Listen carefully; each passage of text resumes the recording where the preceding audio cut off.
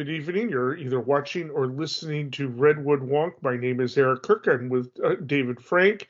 We are talking national political news of the day, and we're starting tonight. The UAW is holding a historic strike against the big three auto companies for a number of issues, but the key is they want a major raise because way back in 2008, when the economy crashed and the auto companies needed bailouts, the union made concessions with the expectation and promise from the companies that they would there would be wage increases to make up for it over the years.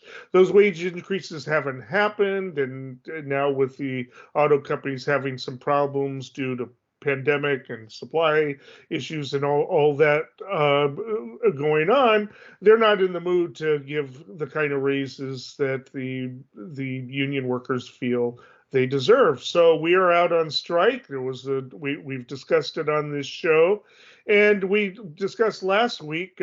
Most of the Republicans are not supporting the strike. Tim Scott thinks they should all be fired, just like the air traffic controllers were under Reagan. Nikki Haley was attacking President Biden for supporting the union, saying, when you go rah rah saying pro union and you're the president, well then the union asked for things, and I guess that's true, but. Biden took it a step further. Yesterday, he actually walked a picket, the strike. There are photos of him walking with the strikers and speaking with a megaphone. And historians were scrambling to see if there was any precedent for a standing president to actually support a strike, at least especially to the point where they would show up and walk the picket line. This is obviously a play for Michigan, and he doesn't hopefully need to try too hard in Massachusetts, but in Michigan, and where this is happening, of course, this is in and around Detroit, although the strike is happening at plants in other states as well. Michigan is, of course, a major battleground state. And so, unlike the rest of the Republicans, Donald Trump is saying that he kind of sort of supports the strikers.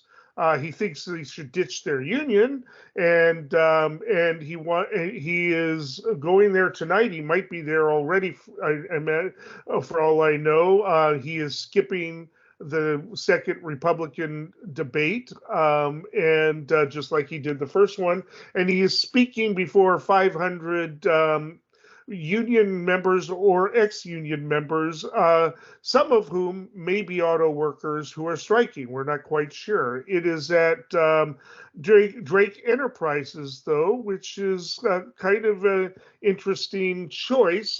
It is in Macomb County, which is a kind of a swing county in Michigan, but he's ostensibly supporting union strikers at a non-union plant, and I don't know if this was deliberate. I don't know if there's some sort of message in there or if it's just a mess up.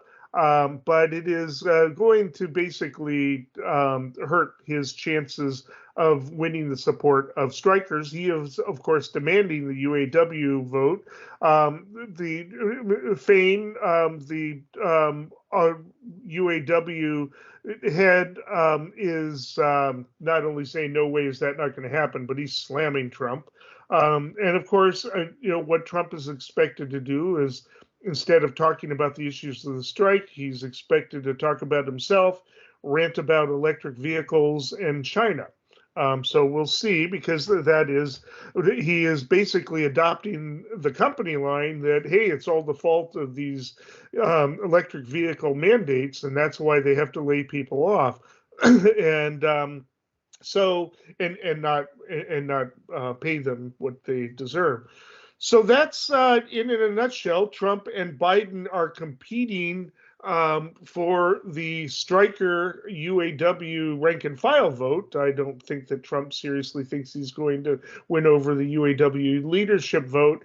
And I have a feeling he's not really expecting a whole lot of strikers to support him either. I'll be very curious to see how many actual strikers attend his talk at the non-union factory. Dave. Thank you for that setup. I would say let's start with that sort of general look at Biden and Trump competing for the attention of workers here, because I think that that framing sort of shows how there's like these overlapping kind of Venn diagrams or a little bit of three-dimensional chess, depending on the metaphor that you want to use. But basically, I'll start with former President Trump. He announced that he was going to go to Michigan to speak with workers. And it was pretty transparent that was because he had no intention of going to the second GOP debate that was going to air, that airs this evening as we record this on Fox Business. And so the event basically gives him cover. And it's an alternative way for his supporters to spend the evening watching him instead of some of these other candidates. And as you and I had talked about, Trump is such a lead over the other candidates. That margin is so significant. He really doesn't need to go to these debates. It probably won't hurt him. So rather than really ascribe to him a strategy or the thoughtful overtures towards the striking workers, I think it's really a matter of convenience more than anything else. We'll talk about the criticism in a second, but let's just frame the field here.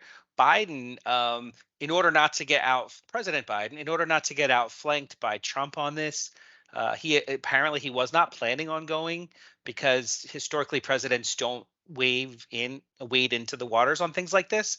But this election is so close, and poll after poll shows it's really basically a dead heat or a statistical tie, with only one recent poll outlier showing Trump with a significant advantage. And people think that this is not indicative of the overall tone, but we'll see how that goes. But apparently Trump is gaining ground on Biden. So this was one way for Biden to go out, show support of the picket line at the picket line of striking workers, do a photo op with the leader of the United Auto Workers. Right, and I want to interject before and you go on, but I want to suggest also maybe it's to make up for the hit he took with union workers over the rail workers issue. Biden.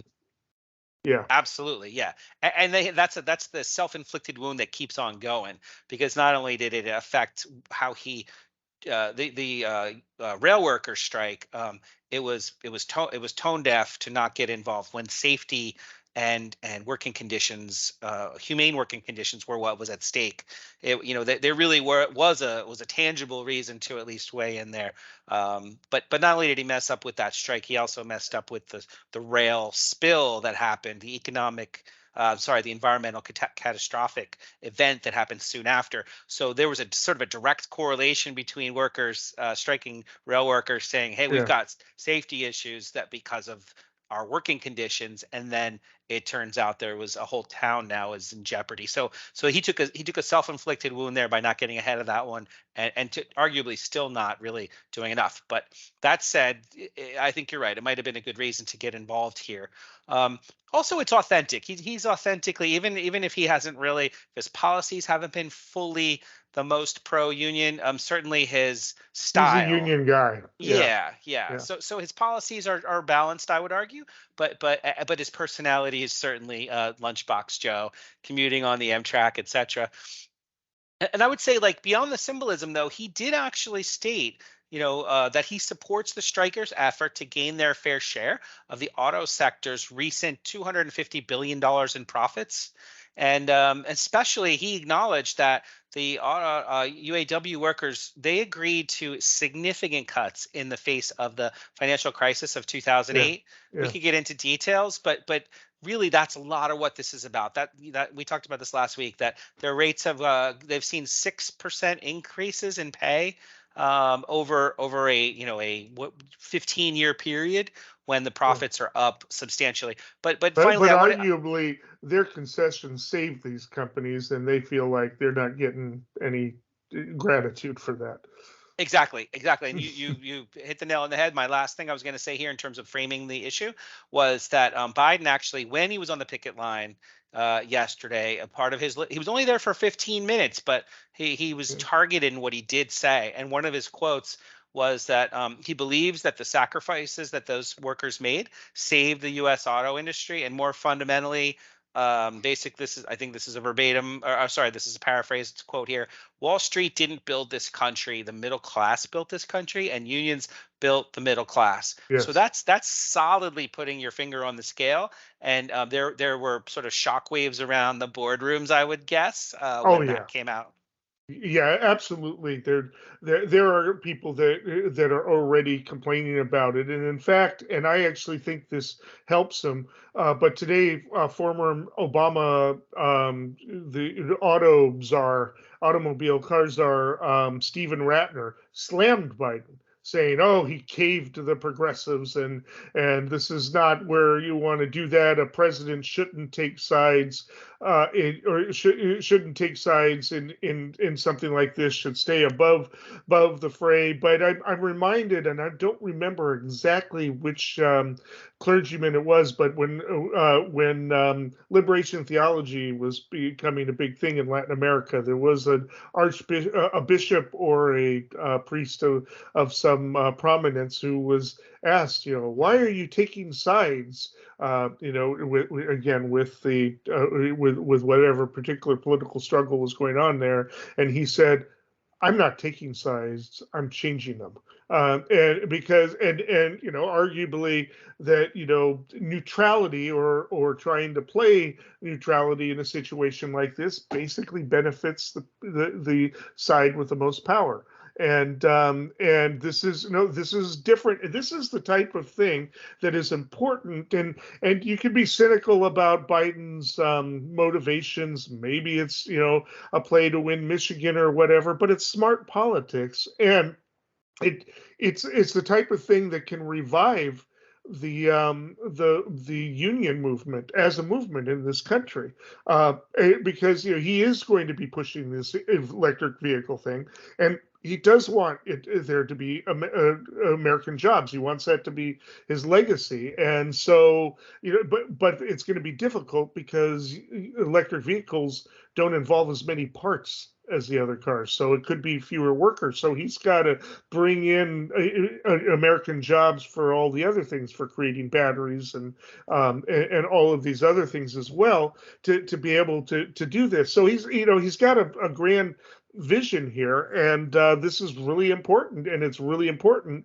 that these workers get paid well, for basically for what he needs to accomplish. And I think that it's going to go well because the strike was expanded only against GM and what is it, Stellantis? I'm forgetting the name of this. Stellantis. Stellantis, which is the name because Chrysler just got such a bad marketing rap after failing for so many years in the 1970s. They just wouldn't stop making gas guzzlers, and so but Ford, there's been progress in those talks, and Ford is the stronger of the three companies. So I think if they reach an agreement with Ford, they'll probably reach an agreement with the other two companies shortly thereafter. UAW will seem victorious, and Biden's going to come out smelling like a rose. What happens with Trump depends a lot on what he says tonight. But again, I think he's going to talk about himself, electric vehicles in China, however he says it. So yeah, there's a few different ways we can go here. Rather than get into the nitty gritty of the auto industry itself, because that's not as relevant for our purposes here today. I think it's important to point out the criticism. So, like you said, Biden's being criticized by people that are sort of pro-business and center-right coalition, saying that he caved to left-leaning influences. But I think that's his team's political judgment, and it's probably all things being equal, that's probably it was the right choice from a political perspective. Policy wise and negotiating wise, you and I aren't going to wade into that. Yeah. These guys are going to sort this all out. But politically, the Trump criticism I think is more interesting. So the UAW and other commentators have really rolled out a laundry list of his past anti-union and specifically anti-UAW actions that he took leading up to his presidency, during his presidency. Yeah. But worse, this event is actually being held at a non-union company, like you pointed out. The Drake company makes gear shifters. And so when the transition to an electric car industry happens, they're on the wrong side of history here. They are worried about the transition happening too fast. So he's probably heard from those folks that their jobs are actually in jeopardy. They will be impacted by the billions of dollars of incentives that the auto industry received to promote these electric cars and other greening of the economy. So there are industrial, the businesses are getting the money. The question is some of that going to trickle down to workers? Are those new plants going to be unionized? That's really the question. Like the battery plants are not currently unionized. Tesla, making about half of the electric cars in the country, they're not unionized, but they're not unionized, and they earn only about 2/3 of what the average UAW worker earns, but they get stock options for what that's worth. Yeah, I saw some analysis that said it's about $50-ish an hour for union workers, $45-ish an hour, 55 to 45, all in, benefits included. So that's it's 20% or whatever that were, difference. And I know we don't have much time left, but I do need to mention this. He's being criticized because he doesn't have auto workers there. He's got pipe fitters, plumbers, electricians, and so it really is not intended to be directly addressed to the UAW. It's more about a rally of people who already support him. Exactly.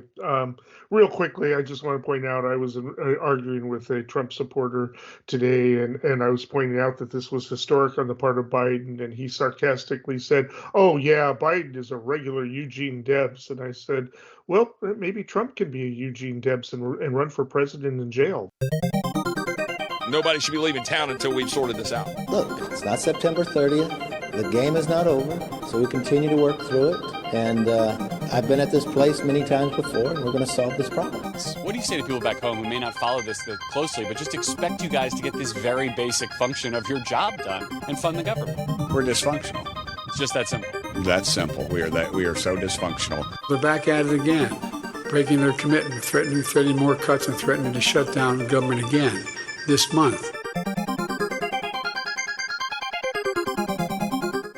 Getting back into Washington, we are going to talk about the pending shutdown that appears to be happening because there are 20 or so Republicans that seem to absolutely want to see it. It's not even that they want their demands met. They want to shut the government down. However, there is a slew of Republican moderates who don't want this to happen because they're in close races where this could hurt them. The drama is mostly in the House, not so much the Senate, but we're getting closer. There's no deal. McCarthy will not allow the vote to get to the floor because he knows that if it gets to the floor, the Republican moderates will vote along with the Democrats to basically fund the government, either in the Senate's temporary stopgap measure, which McCarthy is rejecting. And McCarthy is in between a rock and a hard place, but he is basically, the way he is acting, he's pretty much ensuring that the Republicans will not hold on to the House next year, because if there is a shutdown, there is no question that the Republicans are going to be blamed for this. There's no way around it. They'll try to blame Biden. They'll try to blame Democrats. They'll try to blame Hunter Biden and Hillary Clinton or whatever they can do, or China. But it is their drama, and because they have been catering to this group of conservatives that they need to maintain their majority. The Freedom Caucus, but they're stuck. And so what's going to happen and how long is the shutdown going to last? It's going to have an impact on a number of different levels, and in some red states too. So we could get into some more details, Dave, but it looks like the shutdown is going to happen. Yeah, I mean, last week I said my prediction was that there was going to be a path for resolution, whether it came from people on McCarthy's, thorn in his side, whether it was those folks, which I didn't think it would be so wholeheartedly, or some bipartisan way to deal with it. But it looks like McCarthy wants to stick with it being a Republican-only process. And the Senate has proceeded with its own bipartisan approach. And never the twain shall meet currently. They only have 24 hours or so to go before, I know this is all going to fall apart in the next, by the end of the weekend, the 30th, I guess. People will know how this plays out. But the truth is that once it shuts down, they still will have, that will impact the furloughs, that will impact all non-essential workers. People will not be getting paid. It's really going to start to have ripple effects. But what would it take to pass? It would take both houses having a bill that's compatible. Right now, there's bipartisan agreement, like I said, on the Senate side, although some of the Republicans are already starting to say, hey, look, it's a non-starter with the House. We're going to need to do something different. And McCarthy is, like you said, we talked about. He either joins with Democrats, which he won't do, or just takes abuse from his own, Freedom Caucus folks. And it's not just the core four. It's at least 8 people who are saying we want the government to shut down. And if that's the case, it's shutting down. So it is an inevitability. 99.9% that it's happening Saturday evening. But then the question is, what else do they do? So there's all sorts of different opinions and priorities, but some of the big sticklers are $6 extra billion for Ukraine, $6 extra billion for disaster relief on top of what was already agreed to. I guess we buried the lead here. We should have started with this. They already came up with an agreement back in May that they were going to fund that there was going to be no spending cap all the way through till the next Congress that starts January 2025, that they had this all sorted out. They just needed to keep the continuing resolutions going where they were going to approve the funding under the agreed upon limits. But the Republican House is saying, nope, not on our watch. We got McCarthy to agree to certain things. And they include like what amounts to currently grandstanding on border, grandstanding on Ukraine. And then different people have their own different like sort of pet red lines or lines in the sand. So that's the question is how much of that can get incorporated into something that the Senate will go for, if anything. Yeah, like I said, but what do you think in terms of what do you think that the Senate would have to do to make the Freedom Caucus happy? I mean, I don't think the Freedom Caucus, they're not even talking about, the deficit or anything. They're talking about all these other demands they want, including impeachment, which doesn't seem to be going well in their hearings so far. They're introducing nothing new. They're bringing in experts to talk about things, but they don't have any percipient witnesses for anything. So what would this compromise look like if it doesn't include something crazy? So I think a couple things. One is that the Senate bill has those spending levels that the Freedom Caucus is saying we don't want, like I said, we don't want Ukraine and we don't want extra money for natural disasters. So that seems to be a line in the sand for some folks. But really, they want extra money or extra attention, I guess, paid to the border. They're saying that this is we can grandstand on the border all day long, and the people will really, their people, I guess, will support that. So even what's his senator from West Virginia, Manchin, Joe Manchin is working behind the scenes to get to support that. He's saying, yeah, let's shut down the whole border. Let's put all the money and resources we need to shut down the border. Nobody disagrees with that. And I think Kristen Sinema is also behind the scenes, working with Republicans on the anti-immigration approach. So apparently there's some red meat issues, arguably dog whistle issues, that rather than constructively engaging within the actual budget, they want some extra headlines. Look, we made them move on these things. They've got to be able to is go to their base and say, "We got this, we won this," Yeah. and something significant.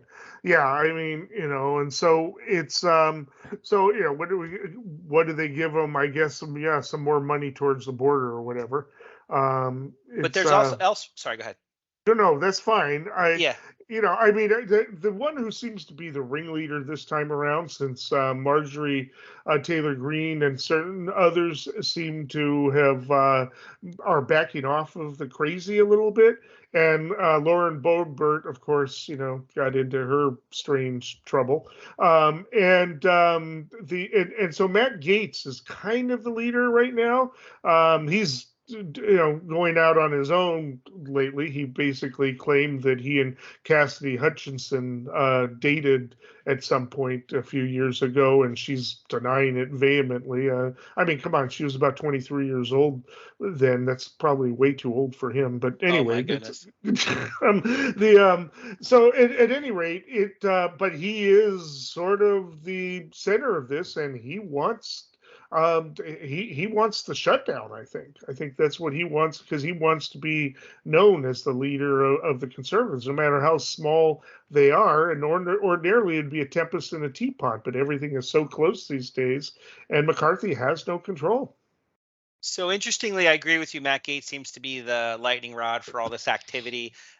Depending on, he, as well as several of his colleagues, what they're trying to do is say, we don't just want a continuing resolution with the maximum dollar amount under the debt limit like everybody else seems to want. We want something different. So what they're talking about doing is breaking it up into a bunch of different appropriations bills, and then kind of saying with each different bill, let's pick out the one thing that we want changed. So they could show that across those 12 different bills, they got their conservative input.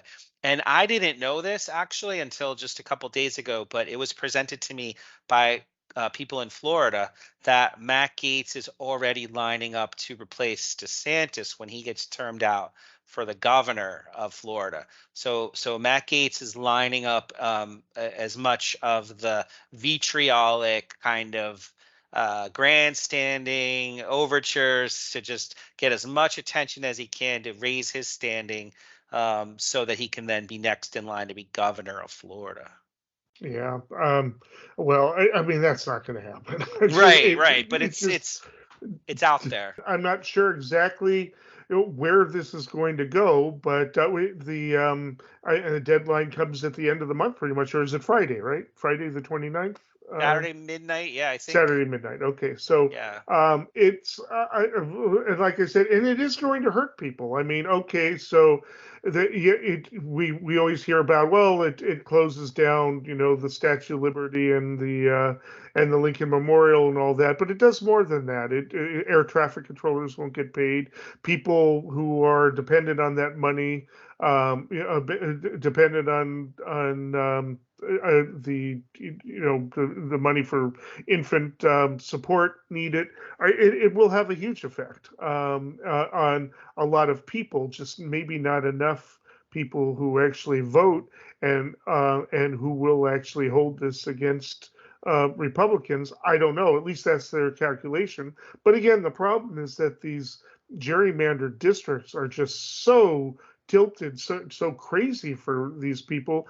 They don't have to try. They don't have to try to govern. Governing isn't even in their agenda. And that's the problem we have here, is governing has not been in the Republicans' agenda. It's why Sununu didn't run for the Senate. It's why, you just don't have courage in the Republican leadership to say we need to govern.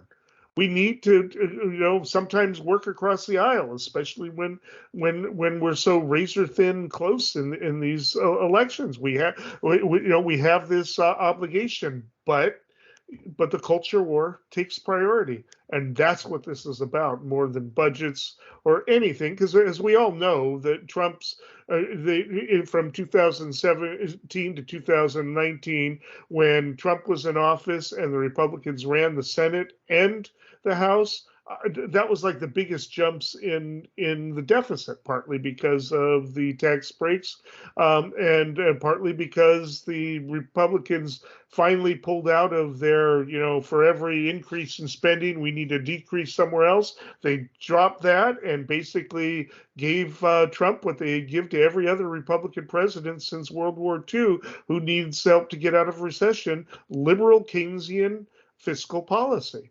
Maybe they're hoping they can sabotage the economy for Biden. It's just and the Democrats. But again, it's just politics that are so far removed from reality. What do you do? I mean, honestly, I think you hit the nail on the head there with politics being removed from reality to a certain extent. Granted, you and we could come up with 1,000 criticisms of things that we think may or may not need to be done differently or better, more effectively, more equitably. But the truth is that the government is a leviathan. So I just want to mention too that the House head of administration, I forgot the title, was today released a document saying what gets classified as essential worker versus what is not essential, because the government shutdown could be imposed Monday. Ultimately, people aren't going to go to work on Monday. People that are essential workers have to keep going to work without getting paid. And people who aren't essential, they're going to get furloughed. So really, the folks that do work, they'll get that money eventually. But one thing that I think was really interesting is that they considered the impeachment process essential. So it just goes to show the priorities of House leadership, that they there's certain things that aren't going to be funded. But the military certainly will be funded, although the impact on soldiers and their families, not getting the money to satisfy the needs of their households, that's going to leave a bad taste in people's mouths. Anybody who's working and not getting paid, it's a pretty bad taste. People are going to be marginalized, I think, too, by just thinking to themselves, did it really have to be this way when we could, if a properly functioning legislature would be able to keep the government open and still reach the outcomes that are most desirable, or that they could debate on. But instead, we're like reach that lowest common denominator, where we have to break everything again in order to raise attention to the fact that we can't cooperate collaboratively, and it's going to leave a bad, taste in everybody's mouths. But certainly, the Republicans will probably get the worst of it for the obstinance. We can hope that that's what the impact will be, that maybe there'll be a push for governing, and maybe that people will campaign on a platform of we need to govern. But that just doesn't seem to be the way right now. If you believe that the election was stolen 2 years ago, govern over what? You believe it's a dictatorship, right? I mean, it's just, that's the psychology, and Republicans refusing to stand up to this. They're paying for it now, but they've been paying for it for the whole time. I mean, I've been arguing that Trump himself was a symptom of what of the AstroTurf games that they played with regard to the Tea parties in 2010, and this whole and that was all the product of the hate radio and of the 90s, and this real grievance policy of those politics. Not that Democrats and progressives like me haven't been negative in our own ways, but just on this level of just a complete denial of reality. Well, we are going to obviously probably be discussing this next week. Good morning, everyone. Thank you for coming. My name is Damian Williams, and I'm the United States Attorney here in the Southern District of New York. Today I'm announcing that my office has obtained a 3-count indictment charging Senator Robert Menendez, his wife Nadine Menendez, and 3 New Jersey businessmen, Wael Hannah, Jose Uribe, and Fred Davies, for bribery offenses.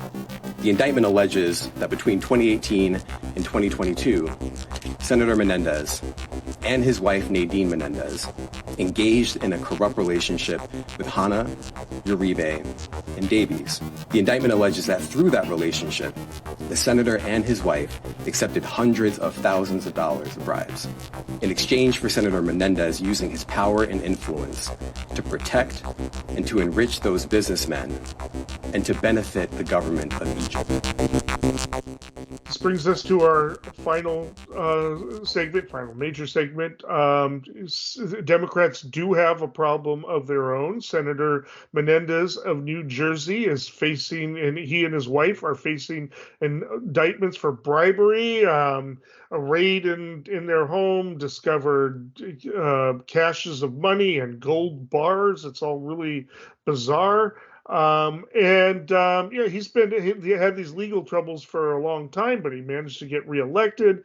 He refuses to resign. He's kind of like, other people who feel like, have a sense of entitlement to hold on to their office. I mean, there are people who have said they were innocent, but resigned anyway, just because they don't want to, sully the office and then run to come back later another time.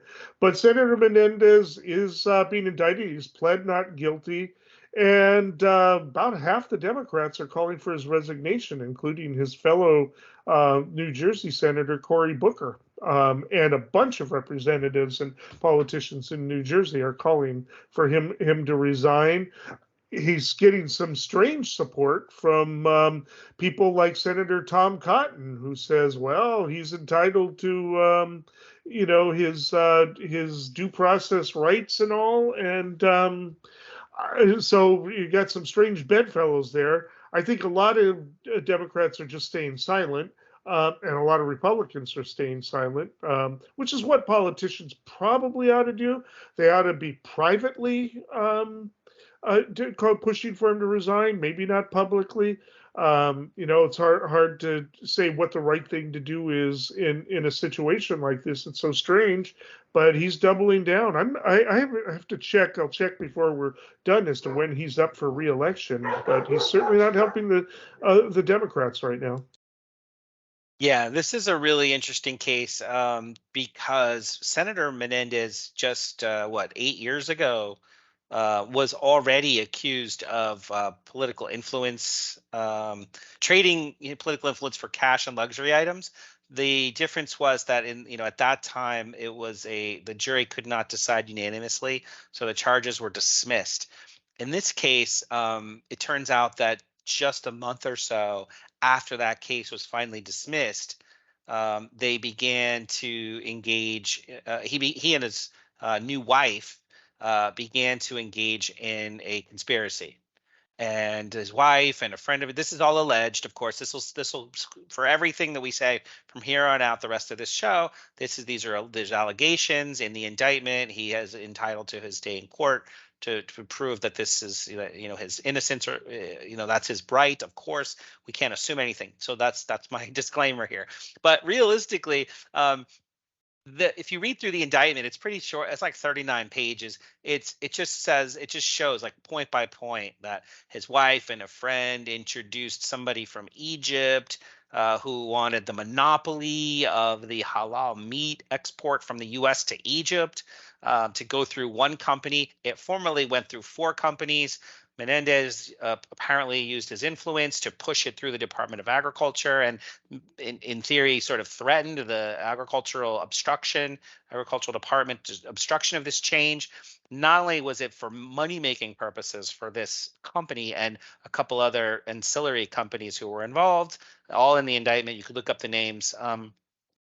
It's in addition, he supposedly intervened when the United States tried to block weapons sales to Egypt because of their human rights violations. He intervened in his role as the chair of the Foreign Affairs Committee in the Senate and overcame that obstruction. So he created enemies across the agricultural industry in the U.S. He created enemies in the sort of human rights sections, people who were fighting on behalf of human rights. So the FBI did an investigation, and ...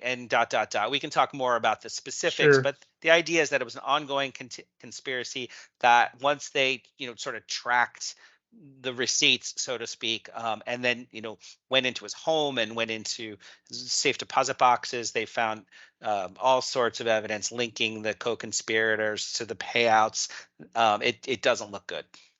I mean, and one thing we need to say about this too, and the Republicans are refusing to acknowledge, is that here we have Menendez being charged by the DOJ. Hunter Biden, the settlement talks collapsed, and he's facing 3 more serious gun charges.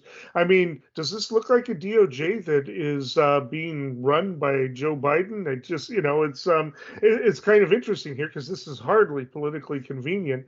But I have to say that maybe it's early enough that if he gets a serious primary challenger, I'm seeing that he's not doing well in the polls since this happened, obviously.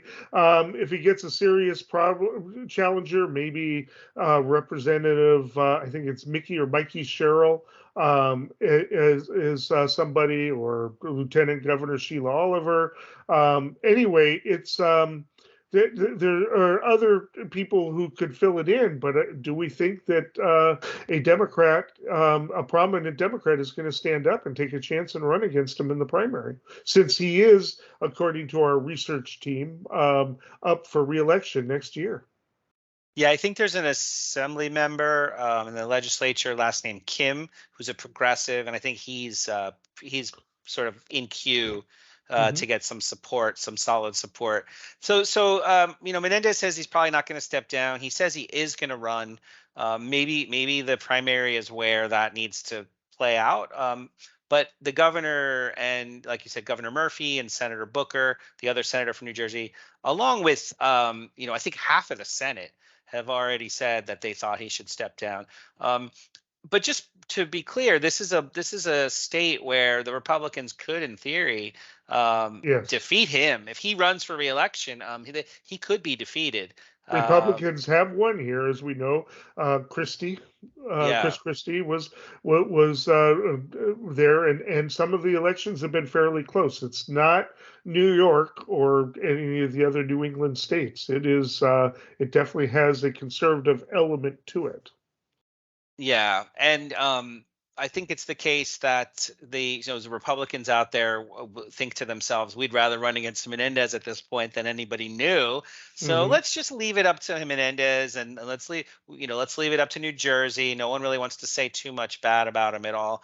And in fact, there's some senators that have even sort of changed their tune over the weekend, where as recently as 4 days ago, people were saying, let's let the New Jersey folks figure out what to do in New Jersey. But now, now they're turning and realizing that they better get ahead of this. So I think I got a couple names.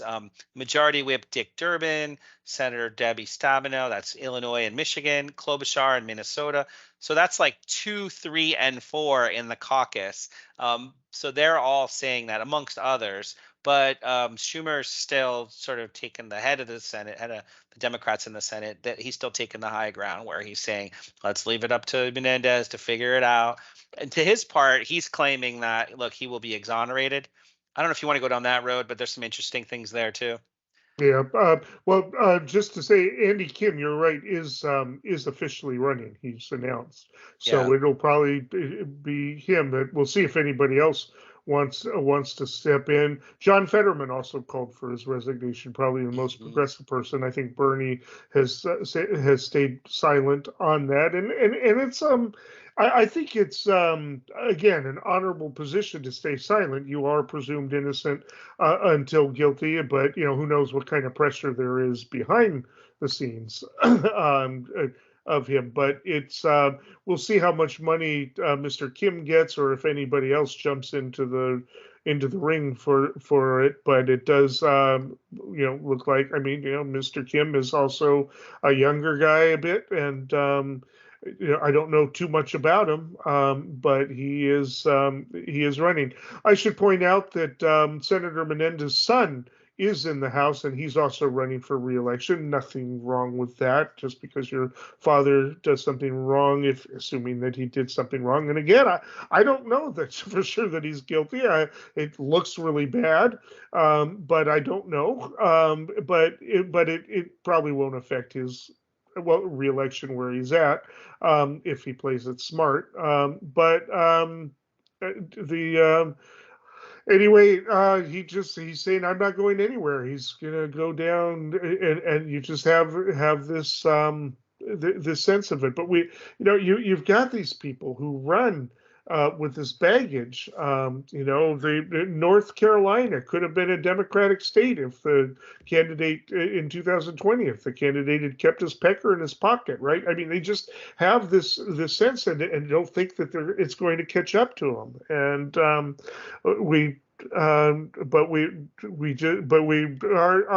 have a feeling we're going to see support behind, if not Kim, somebody, that there's going to be a lot of Democratic support and a lot of money going to that candidate because they cannot afford to lose a Senate seat. So I'm going to pivot now in our limited time left just to his defense. He did a press conference where, just for the sake of absurdity here, Senator Menendez did a press conference where he was sort of trying to justify the evidence that was presented in the indictment. You could look for yourself. There's links on there. There's photographs. But the investigators say they found a $550,000 in cash, 13 gold bars stashed in different places in his closets, in his clothing and coats and jackets around the house. They found envelopes with cash that supposedly had DNA evidence from the drivers of the co-conspirator. And they found a Mercedes in the garage and the name of one of the co-conspirators. And the defense is, look, these are my wife's friends. This guy's my wife's friend. And this is, this is not corruption. These are gifts in many cases. And he also said that he's been taking money out of his account for 30 years, cash, because he's from Cuba. And he was raised with a general distrust or uncertainty in the banking system. But I wonder if his records show that he kept taking $550,000 out, and if all the bills they found in his house had dates that correlated with those withdrawals, I'm not certain that that's a defense that's going to hold up. It's something that seems like it's probably traceable. And also, they found in Google searches when he came back from a trip from Egypt, one of the searches was, how much is a 1 kilo bar of gold worth? And so that's sort of again, it's circumstantial.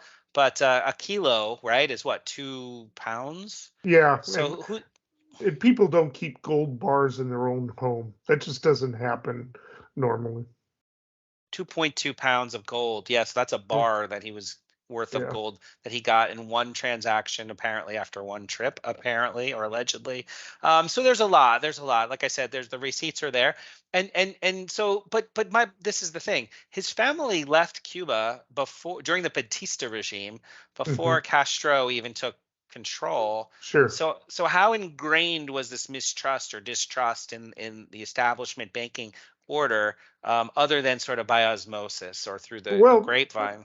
Batista actually was very corrupt, and the regime was crumbling. That's why the revolution happened, and so it could be that the banking was there. The gangs that kind of even run a lot of things in Miami right now depended on that banking system to launder their money. So that part is plausible, sort of. A viable defense. Defense then. I mean, but if that's what he's got, man, he's got problems. It's just you don't have that kind of stuff laying around. I mean, it's just any more than you have secret documents laying around. I want to pivot real quickly. I'm wondering if the Democrats will try to make use of this to basically show that, look what happens when one of theirs gets indicted. Half of them calling for the resignation, almost nobody defending them. Nobody talking about how bad the DOJ is, even though, granted, it's being run by someone in their party. If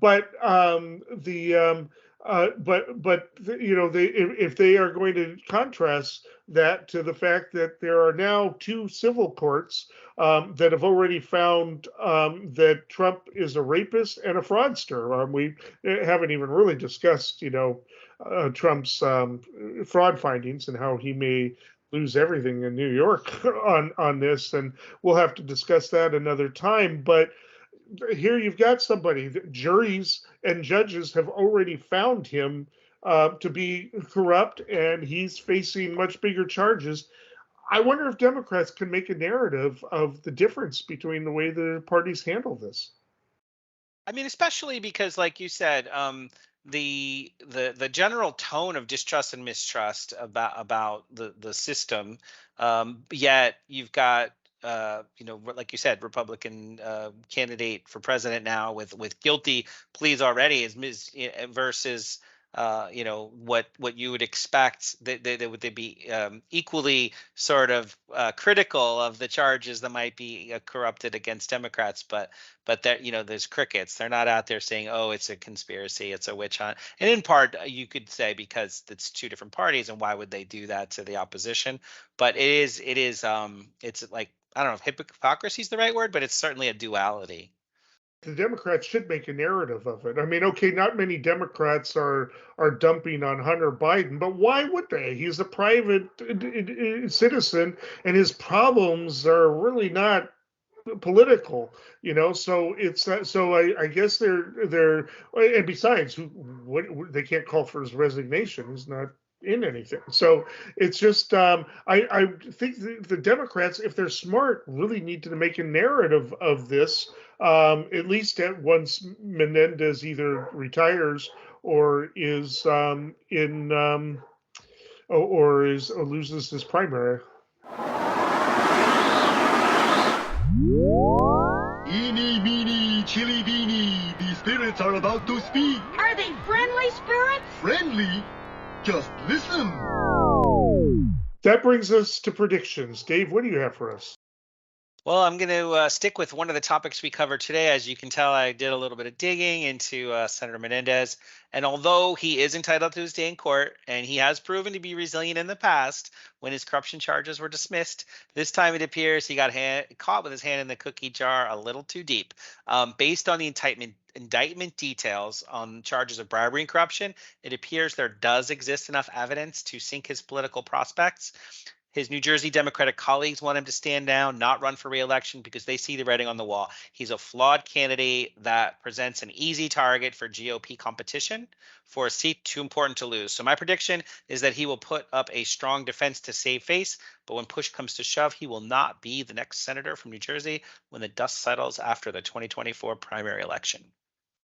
Okay, I'll be real quick, and it's about what's going on tonight. Of course, Trump is speaking in the non-union to union workers in the non-union plant, but there is also the debate going on, and the Republicans who are reticent to attack Trump on particular things.